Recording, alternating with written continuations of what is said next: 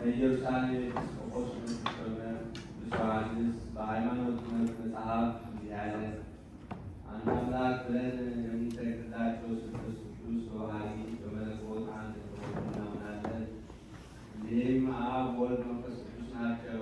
እኒህም ሦስት አካላት በገጽ ፍጹማን እንደሆኑ በስልጣን በባህሪ ከዘመን አስቀድሞ በመኖር በጌትነት በመፍጠር ሳይለወጡ በመኖር አንድ እንደሆኑ እናምናለን። ይህንን እንዲህ ብሎ የሚያምነውን እኛ እናወግዛለን። ጌታችን አምላካችን መድኃኒታችን ኢየሱስ ክርስቶስ ነፍስና ሥጋ ተዋህዶ ሰው ስለመሆኑ በቅድስና የነበረ እግዚአብሔር አብ ጌትነት ገንዘቡ የሆነ እግዚአብሔር ልጅ ሰውን ለማዳን ከእመቤታችን ከቅድስት ድንግል ማርያም እንደተወለደ እናገራለን። ጳውሎስ እንደተናገረ ከድንግል ተወለደ፣ ከእርሷም ሥጋን ነፍስን ተዋሃደ ጊዜ እኛን መሰለ። በሐሰት አይደለ በእውነት ስለ እኛ መከራን ወስዶ ተቀበለ። መንገድ በመሄድም እንደኛ ደከመ፣ በሐሰትም አይደለም።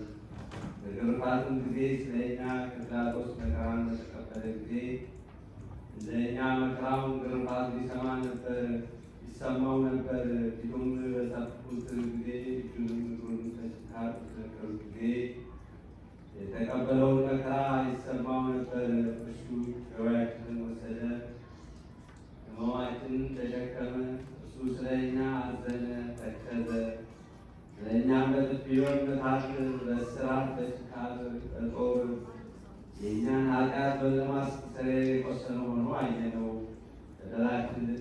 በደላችንን ለማስተስረይ ይህንን ወዶ ተቀበለ ብሎ ኢሳይያስ እንደተናገረ፣ ዳግመኛም በችንካር በጦር የቆሰለውን ሰው የእኛን መከራ ተቀበለ።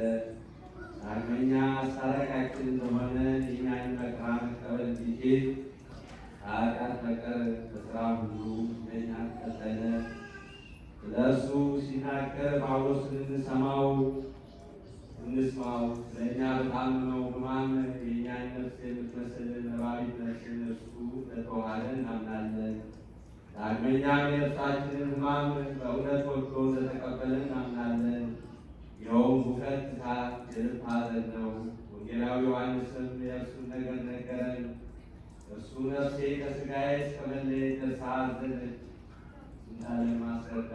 ዳግመኛም እንዳዘነ እንደተከዘ በማርቆስ ወንጌል ተጽፏል። በሐሰት ያይደለ በእውነት የሥጋ ሕማምን እንደታመመ በዚህ እናምናለን። በገረፉት ጊዜ አልተሰማውም፣ በሰቀሉትም ጊዜ አልደከመውም፣ በችንካርም በተነከሩት ጊዜ ሕማም አላገኘውም ብለው ስለ እርሱ የሚናገሩትን ግን መናፍቃን እንደመሆናቸው እኛ እናውቃቸዋለን። እኛስ ኃጢአታችንን ለማስተስረይ በሥጋ እንደታመመ እንደሞተ ከነፍሱ በተለየ ጊዜ ሥጋውን እንደገነዙ ከሙታንም ተለይቶ በእውነት እንደተነሳ ከተነሳም በኋላ በእውነት እንደበላ ወደ ሰማይም እንዳረገ እናምናለን። ኋላም እርሱ በሚመጣው ዓለም ሕያዋን በሙታን ይፈርድ ዘንድ ይመጣል። የሰውን ወገኖች ሁሉ በሞቱበት በተቀበሩበት ሥጋ ከሞት ያስነሳቸዋል።